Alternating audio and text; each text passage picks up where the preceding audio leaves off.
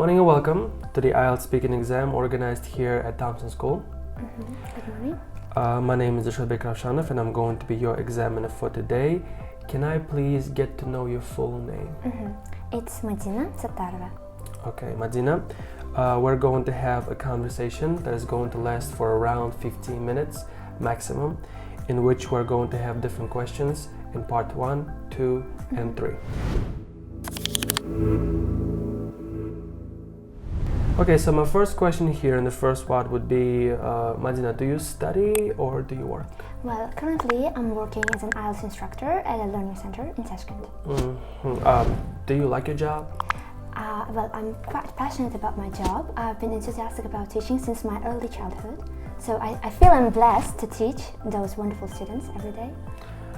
Is there anything you don't like about your job? Definitely there are some lazy students who make you unhopeful about your job, who make you kind of depressed about your job, but still every job has their own difficulties, so.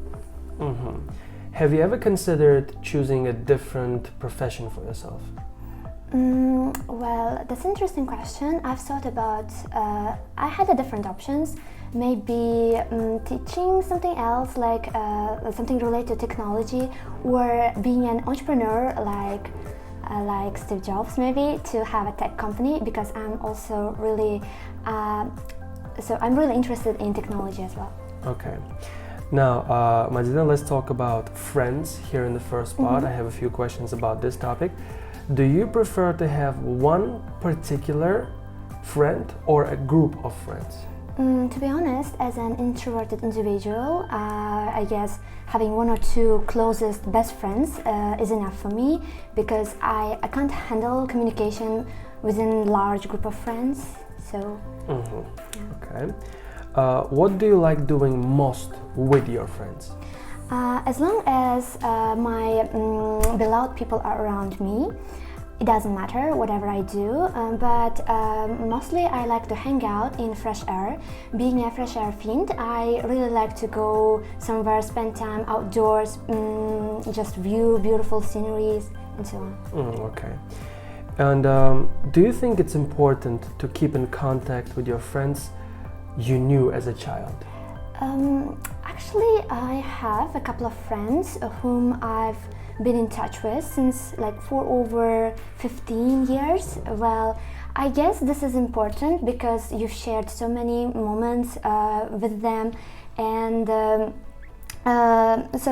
those people know my deepest secrets, which other people don't know, so I can trust them easily. Yeah. And what do you think makes a good friend?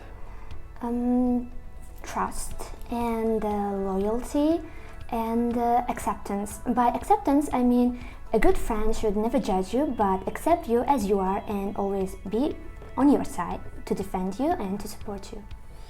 Thank you. We're now going to move on to the second part.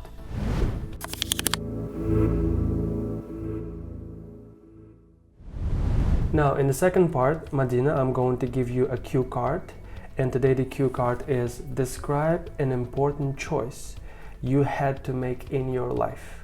You should say when you had to make this choice, what you had to choose between, whether you made a good choice or a bad choice, and explain how you felt when you were making this choice. Now you will have this cue card for yourself, and you will have this pencil right here to make notes, and you have a minute to prepare.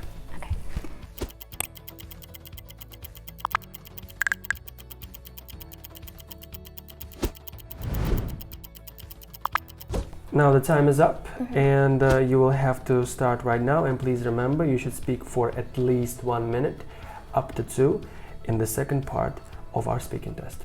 You can start. Okay, so one of the most momentous choices I've made in my life would be the choice between learning English or Chinese language, and obviously, as you can sense it, I've chosen English. Well, I had to make this choice when I was studying in primary school, I guess around 7 or 8 years of age. Well, and back then I started learning English language so as to master this language fully in all of its complexities and so on. Well, And until today, I sometimes hesitate whether I made a good choice or not. But again, the payoff shows that choosing English was beneficial to me in many ways, because English language is far simpler than Chinese, which has over 50,000 different characters. But in some ways, Chinese language is easier because it has a less sophisticated grammar than English. And but the bad thing about choosing English was that English language it no longer belongs to English people only, whereas Chinese is spoken in China. By which I mean knowing English. Nowadays, English language belongs to everyone, like all over the world. So knowing English enables me to access the knowledge from all over the world, all of the modern knowledge and science, IT, engineering, everything, all of those knowledge base can be accessed by just simple mere knowledge of English. And apart from that, nowadays we've got great opportunities to make financial profit with the help of knowing this language.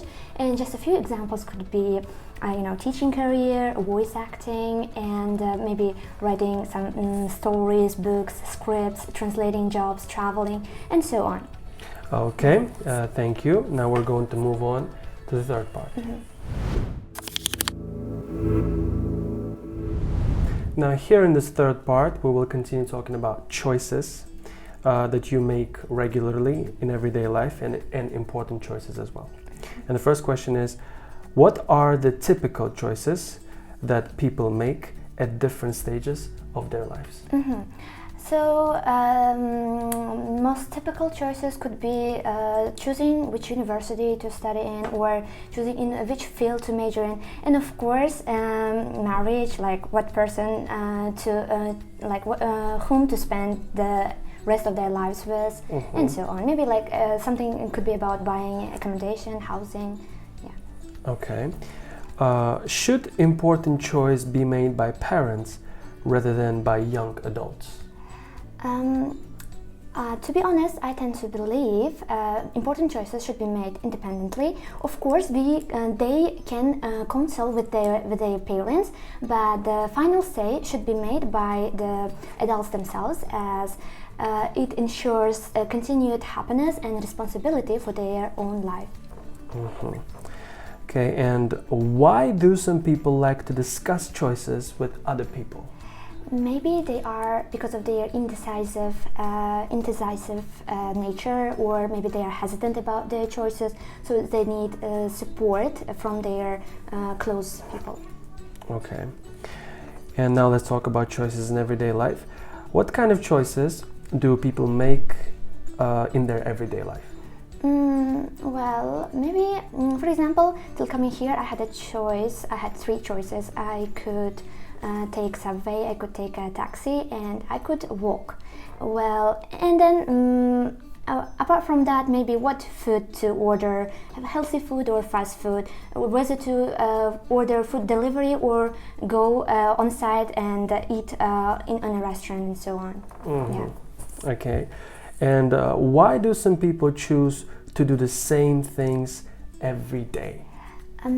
Because some people like to have fixed daily routines to increase their efficiency, and this also beneficial for our biological rhythms, because if you wake up and go to bed at the same time, it will improve your sleep quality and productivity. And apart from that, they can save time, they can be more productive. Okay. And do you think that people today have more choices to make than in the past? With the rise of globalization, the range and extent of choices have increased beyond the imagination of our past generations. So I guess yes. For example, nowadays, if you want to study in a university, you don't have to choose the university in your hometown, but you can choose any university from all around the world and get information about them through internet. And the same thing applies to jobs and choices regarding even personal matters, such as buying accommodation or even buying clothing, and so on. Okay, thank you for participating in this speaking exam. Good luck. Now, when it comes to this course that this candidate is going to get, the fluency and coherence is surely a 9. I was very impressed. She was very fast and she didn't hesitate much. I didn't hear much repetition as well, so I was really impressed by that. The lexical resource is a 9 as well.